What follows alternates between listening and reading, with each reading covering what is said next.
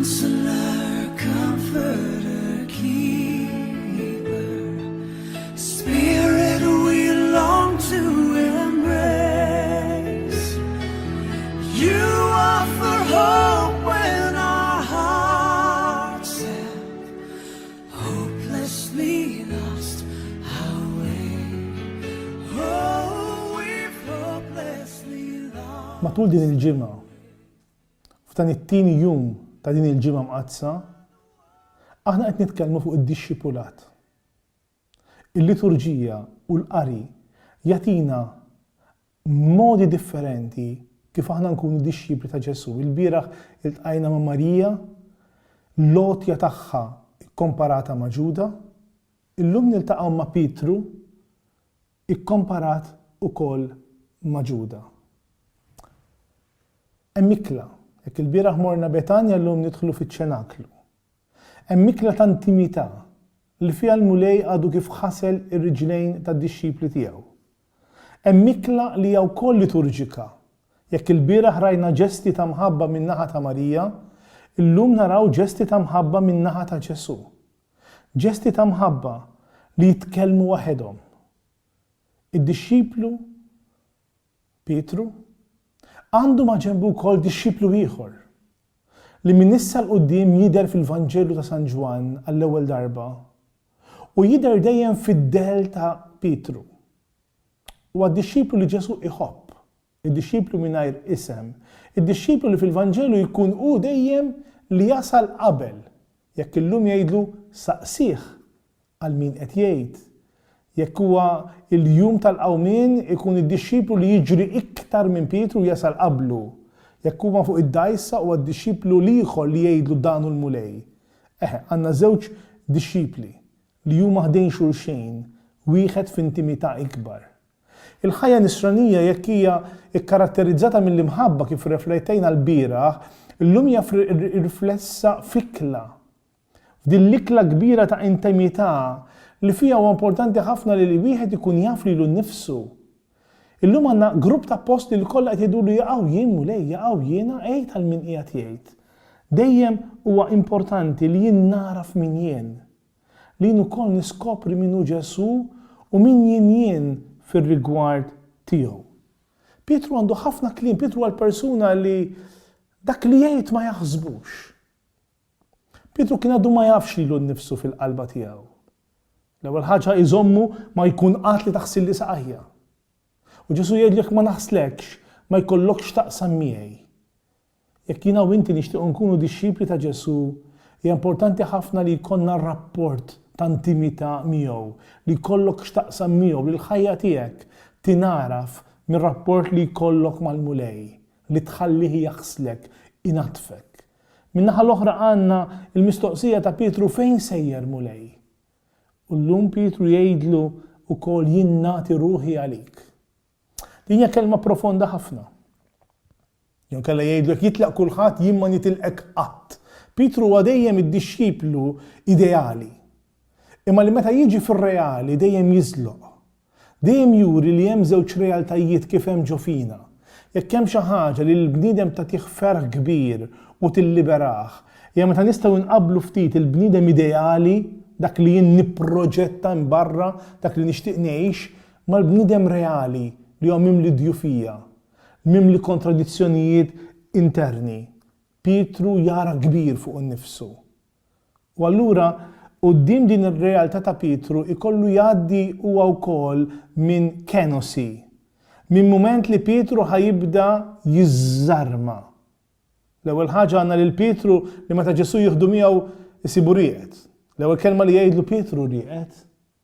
Kull ma tlabtek mhux tagħti ruħek għalija, kull ma tlabtek hija tagħmel sija tisar u inti rqadt.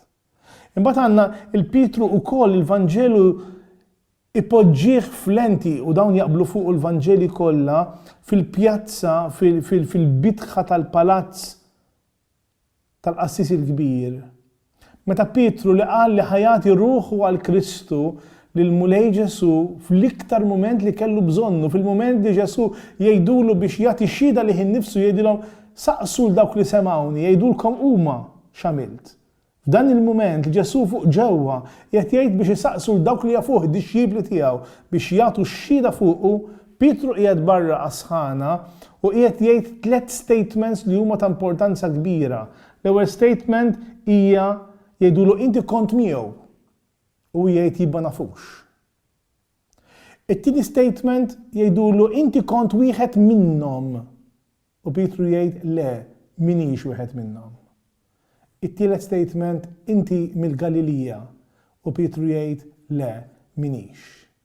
Hawnhekk għandna il-livell profond ta' dan it-tradiment li huwa tradiment ta' kull min jiġħad id-dixxipulat, kull min jixħad lill-imgħallem. L-ewwel wieħed li tiġħad minnu Ġesu, li tiġħad jifieri tinsa l-istorja kollha li għext miegħu mid-dajsa għas-sejħa għall-ikla fil-għaxija, li tiġħad il-komunità nisranija, wieħed minnhom, u din hija realtà li aħna nagħmluha ħafna drabi quddiem id-dnub tal-Knisja u ta' xi membri tagħha, quddiem realtajiet ta' djufija ħafna drabi ngħid ma rridx ikollix naqsam. U allura faċli ħafna li jiena ma rridx ikollix naqsam ma' din ir-realtà ta' djufija, jew kellha u jekk tagħmel din il-mixja dejjem tasal dan il-punt, tiġħad jekk innifsek, tinsa min int, jgħidulu int mill-Galilija, il-kliem tiegħek jikxfek u Pietru jgħid le minix mill-Galilija.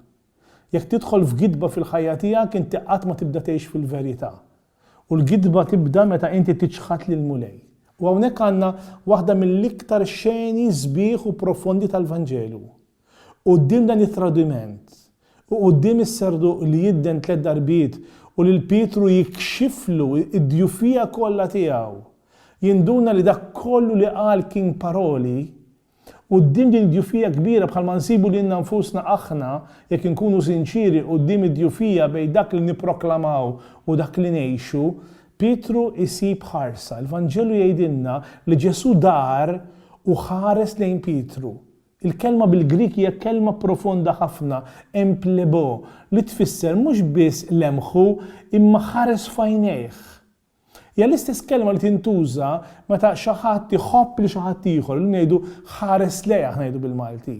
Hija l-istess li mħabba Ġesu urih li lilu ma jiġġudikax, li lilu jaħfillu, li lilu jtieħ ċans ieħor, li jifhem id-djufija tiegħu u li jibqa' jħobbu minkejja d-dnub tiegħu. U din hija r-rivelazzjoni ta' Alla lil Pietru li litteralment taqsmu din il-blata li jaħseb li hu Pietru tixxaqqaq u minna joħroġ biki taqsim il-qalb.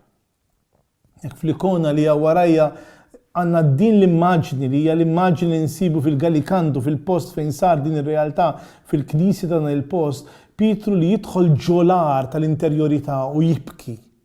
U jekk hemm xi ħaġa li aħna mitlubin li nagħmlu hija wkoll li nibku. Il-kliem huma vera sbieħ, Pietru ftakar fil-kelma li qallu Ġesu. U aħna wkoll f'dan iż-żmien, f'dawn it-3 ijiem u f'dan il-mument li int qed tismana, importanti li nagħmlu minn din il-kelma ta' Alla memorja li niftakru. Li aħna niftakru mhux biss kemm aħna dajfin u kemm aħna midinbin, imma li Ġesu wkoll ħares lejna fil-Galilija, Ġesu wkoll ħares lejna u ħabna. U din tista' tfejjaq kull relazzjoni li għandek, anke jekk hija mkissra, jekk inti għandek il-mara li tlift l-imħabba, jekk inti reliġjuż li tlift il-vokazzjoni, inti terġa' tmur lejn din l-ewwel ħarsa, lejn dan l-ewwel mument, u inti terġa' tiftakar li dak li ħarislek illum huwa l-istess wieħed li ħarislek il-bieraħ. Kemm hija xi ħaġa inkredibbli li Pietru jibki. Pietru li jiġbor fih il-Knisja kollha, il-komunità li temmen. U jiftakar x'jiftakar Pietru, jiftakar il-kelma li qallu Ġesu ftit qabel. Fil-Vanġelu meta Ġesu jgħidlu Pietru jien tlabt għalik. Hija waħda mill-iktar affarijiet sbieħ li għandna kelma ta' Ġesu għal Pietru, jien tlabt għalik. Ix-xitan ħajaddik mill-arbil bħal qamħa. Imminti meta terġa' tiġi lura farraġ il-ħutek. U jekk hemm ġest li aħna rajna dan l-aħħar, il-Papa tagħna waħdu jinterċedi f'dan il-mument ta' Mart, fil-mument ta' tbatija, propju il-Papa Franċesko kien qed jgħix dak li aħna nsejħulu l-Ministeru Petrin, kien qiegħed isaħħaħ il-ħutu, kien qiegħed jinterċedi quddiem Alla għall-aħwa kollha fid-dinja. Forsi waħda mill-iktar liturġiji sbieħ, serji u li jitkellmu waħedhom li kellna f'dan l-aħħar snin. Tixbaħ ħafna l-liturġija ta' Ġwanni Pawlu T-tieni fil-ġublew il-kbir jitlob maħfra. Il-bżonn u l-kapaċità li aħna ma nwebsux qalbna quddiem il-kelma, imma ikonna l-possibilità li nibku. Il-Papa Franċesco jgħid dan il-kliem: Ask the Lord for the gift to weep. Weep over the indifference, to weep over cruelty in the world, and to weep for those who make social and economic decisions that open the way for tragedies in this world. L-aħħar kelma nixtieq ngħid fuq Pietru, quddiem dil-qalb miftuħa u quddiem din il-bikja li tlaqqgħu miegħu nnifsu. Quddiem dal-mument li Pietru ma ħares lejn id-djufija tiegħu imma lejn il-ħarsa ta' Ġesu. Waħna wkoll inti fejn inti tista' tagħmel dejjem din l-għażla, jew tħares lejn innifsek, lejn id-djufija kbira tiegħek, jew nkella l-ħarsa tiegħi minflok tkun fuq innifsi tkun fuq Ġesu bħal Pietru fid-dajsa, jew kien ħajħares fajnejn Ġesu u jimxi fuq l-ilma, jew nkella ħares l-isfel u ra li kien il-maltemp u tereq. Imma f'Pietru għandna wkoll pass ieħor li għandu importanza kbira. Wara dawn it-tliet ċaħdiet kategoriki li Pietru jagħmel fl-iktar mument li Ġesu kellu bżonnu, li tkisser għal kollox il-kelma tiegħu li huma ħajtilqu qatt u li hu ħajati ruħu għalih. Għandna mument li jsir fuq ix-xatt fid-dajsa fejn Pietru jerġa' jiltaqa' ma' Ġesu din id-darba imqajjem mill-imwiet. U Ġesu jisaqsi lil Pietru għal 3 darbiet u jagħtih possibilità ġdida: tħobbni int? Din hija ħarsa oħra ta' Ġesu. Ħarsa mill-iktar importanti, l-ħarsa tal-maħfra. U matul din il-ġimgħa mqazza aħna mitlubin li nħarsu lejn Ġesu. U li aħna wkoll inħalluh ikollu x'jaqsam magħna, inaddafna dan it-tindif ma jsirx biss meta jaħslilna saqajna, imma jsir meta jħares lejna. U jisaqsina, u din hemm logħba bil-kliem, bil-Grik hemm logħba bil-kliem, għax Ġesu jisaqsih tħobbni int, imma il-verb li juża, fil-Grik hemm verbi differenti għall-imħabba, jgħidu tħobbni int agapas me tħobbni daqshekk l-agapejja l-imħabba fit-totalità tagħha. U Pietru jwieġbu u jgħidlu filiose li tfisser inħobbok imma mhux daqshekk, imma sawnek. Għax Pietru sa skopri l-nifsu. U Ġesu jerġa' jisaqsih għat-tieni darba, tħobbni int agape, u l-ieħor jgħidlu le nħobbok bħala ħabib. U t-tielet darba Ġesu jgħidlu tħobbni għall-inqas bħala filiese, tħobbni bħala ħabib, u hemmhekk il-Vanġelju jgħidilna Pietru ħassa f'sa ta' qalb. Għax Ġesu niżżillu l-livell. Ġesu jgħidlek ma tistax tħobbni fit-totalità, ma ħobbni kif tista'. U din forsi hija l-kelma li aħna wkoll għandna bżonn nirċievu. Il-mulej Ġesu jgħidilna tħobbni int, u jekk int mhux kapaċi tħobbni sal-aħħar billi tagħti ruħek għalija, imma l-inqas ħobbni kif int. Għax l-imħabba tiegħi lejk hija ħafna ikbar mill-imħabba tiegħek lejja. Aħna wkoll f'dan il-jum jew nħallu lil Pietru jurina mod ieħor kif nistgħu nkunu dixxipli. Mod ieħor kif nerġgħu lura imħadnin mill-ħnina ta' Alla. Jew nażlu li aħna ma nkunux bħal Ġuda li qata' qalbu u tgħallaq. Ma nkunu bħal Pietru li reġa' ħares lejn Ġesu u nduna li mhux hu kien ħajati ruħu għal Ġesu, imma proprju bil-maqlub huwa Ġesu li jagħti ruħu għalina.